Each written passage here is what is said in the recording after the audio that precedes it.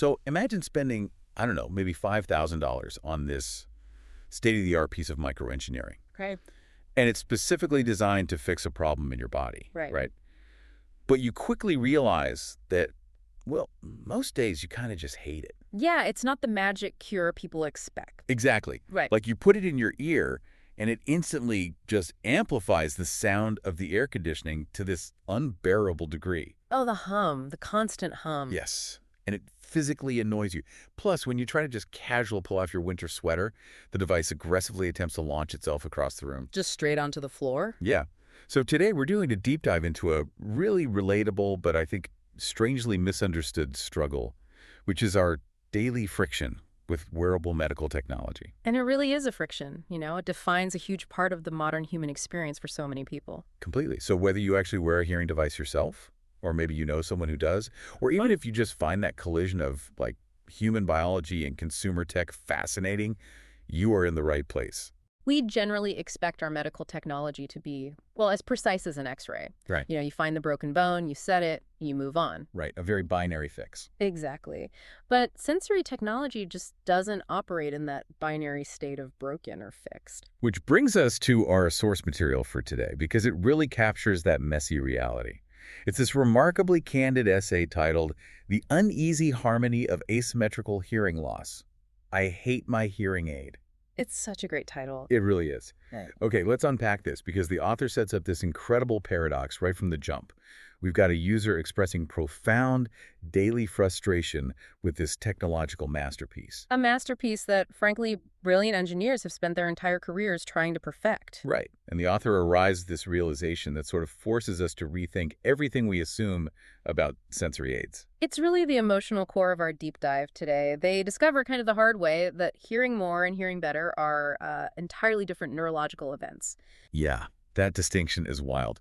But before we get into the gadget itself, we should probably establish the physical landscape the author is dealing with, right? Yeah, the biological baseline. So the piece focuses on a diagnosis of asymmetrical hearing loss. And in this specific case, the author's right ear is, relatively normal for their age. Functioning just fine. Right. But the left ear has basically gone completely rogue. It operates entirely independently. The author actually calls it delivering creative interpretations of reality. Which is such a brilliant way to phrase it, honestly. That creative interpretation is a classic hallmark of sensorineural hearing loss. Because it's not just things getting quieter, right? Exactly. When we think of going deaf, we usually just imagine someone slowly turning the volume dial down on the world. Yeah, like fading out a song. But that's just a fundamental misunderstanding of the neurobiology at play here. So inside your inner ear, in the cochlea, you have these thousands of tiny hair cells. And they basically act like biological piano keys. They vibrate at very specific frequencies to translate sound waves into electrical signals for the auditory nerve. Wait, so when those hair cells are damaged, it's not just simply turning down the TV volume. No, not at all. It's more like turning up the volume on a TV channel that's coming in with heavy static. That is precisely it. Pumping more volume into a broken channel doesn't make the picture clear.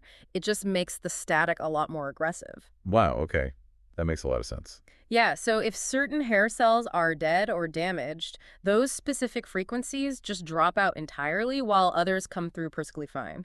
So your auditory nerve isn't sending a quiet signal to the brain. It's sending a corrupted file. Exactly, a fragmented, corrupted data stream.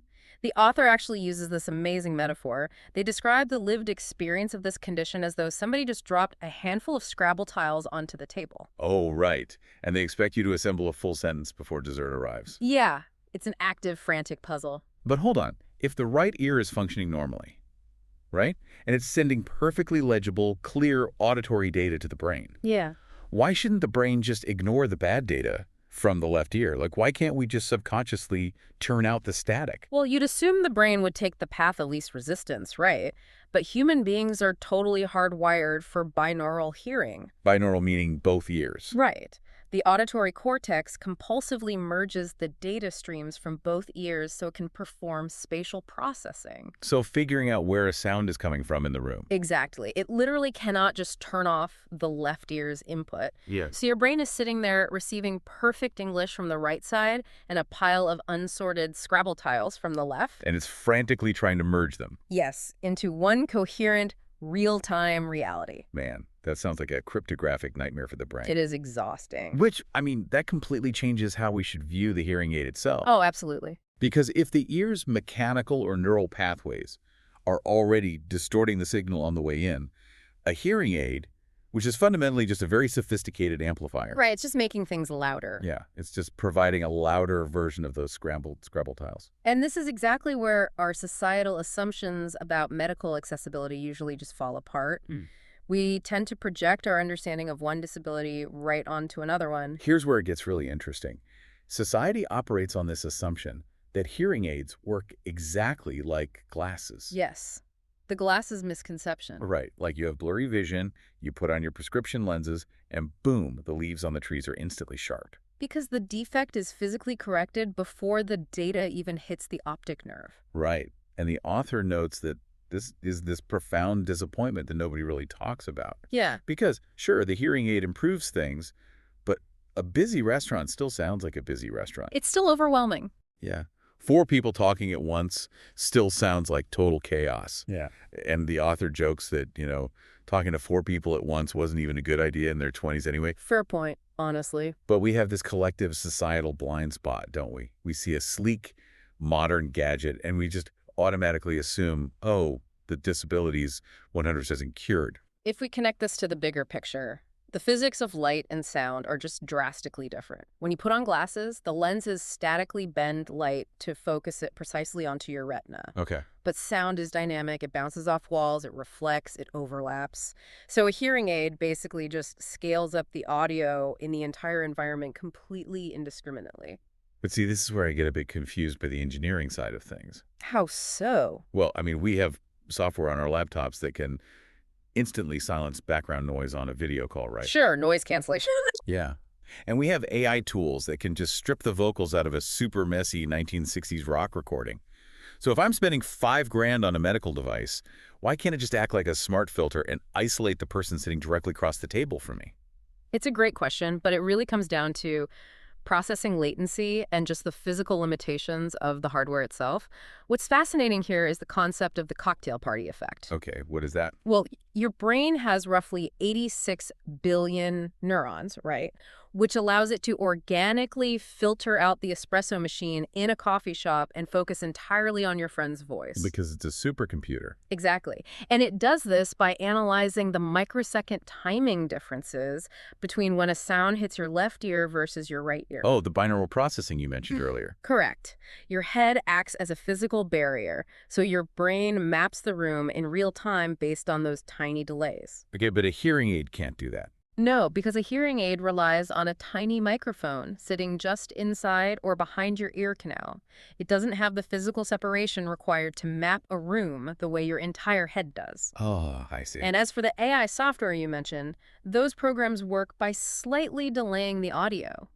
They hold on to it for a fraction of a second to analyze and scrub the noise before playing it back. Wait, if a hearing aid introduces a delay, Even just a 20 or 30 millisecond delay to process background noise? the audio will fall completely out of sync with the speaker's lip movements. Precisely. Oh, wow, that makes so much sense. It would look like a badly dubbed movie in real life. Yes, and that visual mismatch would be incredibly disorienting. Because the visual cues of their lips wouldn't match the audio hitting your eardrum, which, I mean, would probably make those Scrabble tiles even harder to decipher. It would completely break the brain's ability to communicate. So engineers are essentially forced to compromise. They have to choose between speed and clarity. Right. They give you a faster processing speed to keep lip reading intact.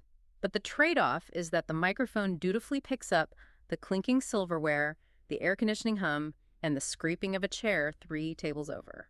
It just can't perform the miracle of selectively isolating the exact audio you want while ignoring the stuff you don't. Not yet, anyway. Which means the user is wearing a device that essentially turns up the volume on the entire chaotic world. Yes, it is a sensory overload. And beyond those auditory limitations, the essay dives into the physical reality of wearing this quote-unquote cure, because it introduces a totally different kind of friction. Yeah, the daily tactile reality of managing wearable tech. First off, there's the visual element. Modern hearing aids are basically marketed primarily on their invisibility. Right, they're incredibly tiny. Yeah, microscopic. The author actually jokes that most people just assume they're wearing a standard Bluetooth earbud. which leads to some awkward social situations. Definitely. It means half the time, people probably think the author's just being super rude and listening to a true crime podcast instead of paying attention to them. And the author even admits they occasionally just let people believe that. Which, I mean, is a very relatable form of social self-preservation. Oh, entirely. It's sometimes easier than explaining the whole medical situation. It is. But physically, that microscopic design sounds like an absolute logistical nightmare. The essay details how nobody warned the author how often a hearing aid actively tries to escape. Yes, the escape attempts. You pull a sweater over your head, and suddenly you are on a high-stakes search and rescue mission. For thousands of dollars of tech. Right. You take off a scarf, and you have to instinctively pat your ear just to check if your medical equipment is still attached to your body. And I think it highlights a really serious flaw in how we design medical technology. The engineers prioritize making the device microscopic and discreet, mostly to satisfy this societal desire to hide the disability. To pretend it's not there. Right. But the smaller and lighter it becomes, the more vulnerable it is to the completely mundane actions of daily life. Yeah, you'd think for thousands of dollars, these engineering marvels wouldn't be so easily defeated by taking off winter jacket a bit too quickly. It does feel a bit ridiculous. It really feels like an engineering failure if the primary goal is making it invisible rather than making it physically secure. Well, it speaks volumes about the stigma surrounding hearing loss. The design is a reaction to a society that just prefers not to see the medical device. Which ultimately compromises its physical stability for the person actually using it. Exactly. But even when it isn't literally flying across the room, there's this heavy psychological weight to its constant physical presence. Yes, the essay compares wearing it to having an overly helpful traveling companion. I love that comparison. Someone who insists on whispering to you every 15 minutes like, hello, just checking in, still sitting on your ear. It's that constant tactile reminder. It's not necessarily painful, but the sensation of a foreign object resting in your ear canal just never actually goes away.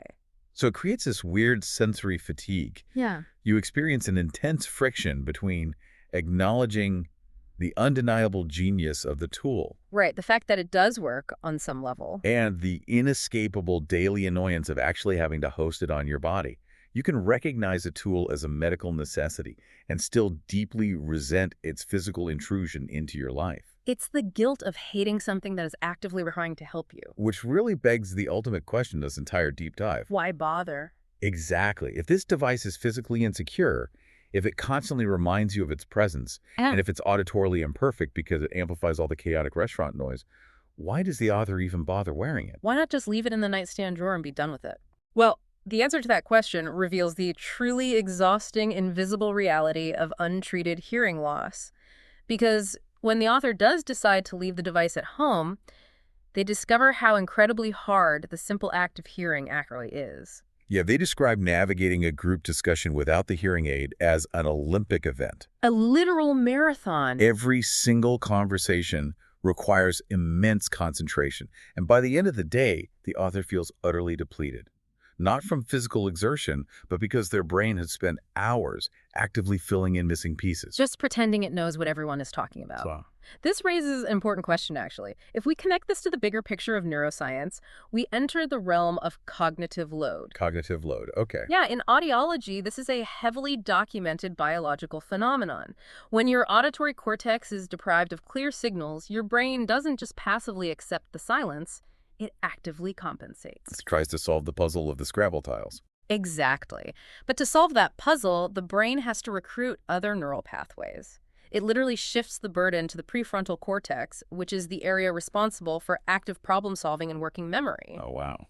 So you are suddenly using intense cognitive energy to cross-reference lip movements, facial expressions, conversational context, and statistical probability all in real time. Just to guess the missing syllables. Yes. So you aren't just passively listening. Your brain is constantly running this aggressive, predictive text algorithm to auto-complete the sentences of the people around you. And that algorithm burns a massive amount of glucose. It severely fatigues your neural pathways. So by 5:00 p.m., you're experiencing severe decision fatigue. Just from the act of existing in a noisy room. Wow. And this reveals what a hearing aid actually does. The real underlying benefit of the device is not achieving perfect clarity. Right. The true benefit is energy conservation. So what does this all mean? It offloads just enough processing power so your prefrontal cortex doesn't completely burn out.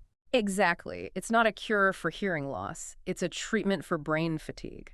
That is a massive perspective shift. It lowers the cognitive load by feeding the brain slightly better data. And the alternative to that fatigue is what the author describes as a necessary social survival mechanism. Oh, developing a very convincing skill for smiling and nodding intelligently. Yes. Which has its own dark comedy to it, honestly. It really does. The author talks about the invisible social tax of navigating the world this way. Like, there have been occasions when they just smiled and nodded in enthusiastic agreement. Only to realize far too late that they guessed the wrong missing Scrabble tile. Yeah. The appropriate response to the conversation should have been, like, deep concern, and they just gleefully agreed with someone's terrible news. That is the daily fear for anyone with a sensory deficit. The constant anxiety of responding completely inappropriately because you simply couldn't decipher the data stream in time. So we have a piece of technology that amplifies chaos, Huh. tries to escape into winter sweaters, and physically annoys the ear canal, but ultimately saves the brain from total metabolic exhaustion. It's quite the trade-off. It is. And the author synthesizes all of this into a very grounded final realization. They describe it as a mature understanding and a long-term relationship with the device. Which I think strips away all the romanticization we usually attach to medical technology. They don't view it as a magic wand anymore. Right. Most mornings, the author puts the hearing aid back in simply because navigating life is marginally easier with it than without it. They complain about it. They threaten to leave it at home. But they've reached this gritty, realistic coexistence. Like a lot of long-term relationships, they have stopped trying to force the other party to be perfect and have just learned how to live together. It really is the ultimate acceptance of an imperfect tool in an imperfect world. The user basically has to actively participate in the compromise every single day, balancing the physical annoyance against the conservation of their cognitive energy. That journey really frames our deep dive today.